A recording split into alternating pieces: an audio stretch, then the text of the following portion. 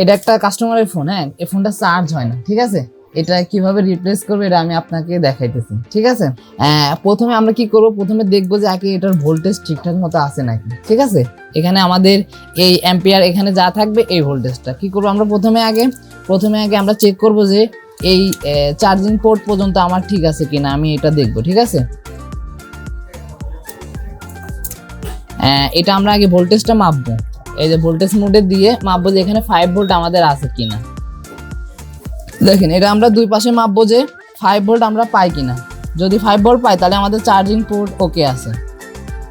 5 volt আছে, দেখছেন, তার মানে কি আমাদের চার্জিং পোর্টটা ওকে আছে, স্টেপ নাম্বার 1, ঠিক আছে। এবার আমরা এখানে লাগাই দেখব। এবার লাগানোর আগে আবার আমরা চেক করব এই যে এই মাথায় এই যেখানে লজিক থেকে আমাদের আরেকটা স্টেপ যাবে, এখানে দেখব এই পর্যন্ত আমাদের লাইন আইছে কিনা। যদি লাইন না আসে তাহলে আমাদের লজিক সমস্যা, ঠিক আছে। আমরা এখন মাপবো, একটা গ্রাউন্ডে ধরবো আর পজিটিভ একটা ধরলেই হবে। আমি এই গ্রাউন্ডে ধরলাম, আছে। তার মানে কি আমাদের কানেক্টর পর্যন্ত ওকে, লজিকটা কোনো সমস্যা না, লজিক 100% ওকে আছে, ঠিক আছে। এবার আমরা মাদারবোর্ডে লাগাই দেখবো। আমরা এবার কি করব, আমরা এই রেবন পর্যন্ত মাপবো, ঠিক আছে। আমরা এই রেবনটা মাপে দেখবো, দেখা যাচ্ছে আমাদের এই মাথায় ভোল্টেজ আছে কিনা। যদি না আসে তাহলে কি আমাদের রেবন সমস্যা, ঠিক আছে।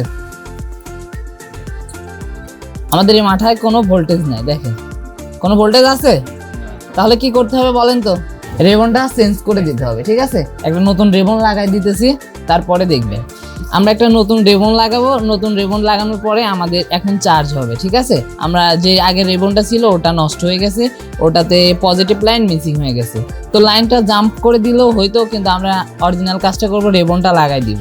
তো আমরা রেবনটা লাগাই দিই।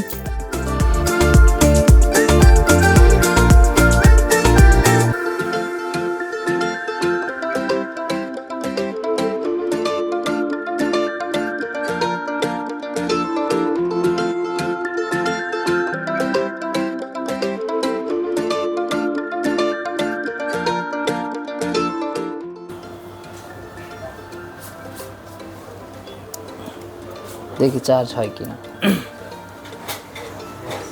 এই যে আমাদের ফোন কিন্তু এখন চার্জ হচ্ছে, এত সময় কিন্তু চার্জ হচ্ছিল না, কোনো সিগন্যালই দেখাচ্ছিল না, কারণ রেবন সমস্যার কারণে দেখাচ্ছিল না। আমাদের ব্যাটারিতে চার্জ আছে, এখানে দেখুন অ্যাম্পিয়ার আমাদের টানতেছে 2.1 অ্যাম্পিয়ার, মানে অনেক ভালো টানতেছে, চার্জিং স্পিডটা অনেক দ্রুত হবে, ফাস্ট চার্জিং মতোই হবে। 2 পয়েন্ট টানতেছে, তার মানে কি আমাদের চার্জটাও অনেক ভালো হবে। তো এভাবে আপনারা চার্জিং সমস্যাগুলো সমাধান করতে পারেন স্টেপ বাই স্টেপ দেখে।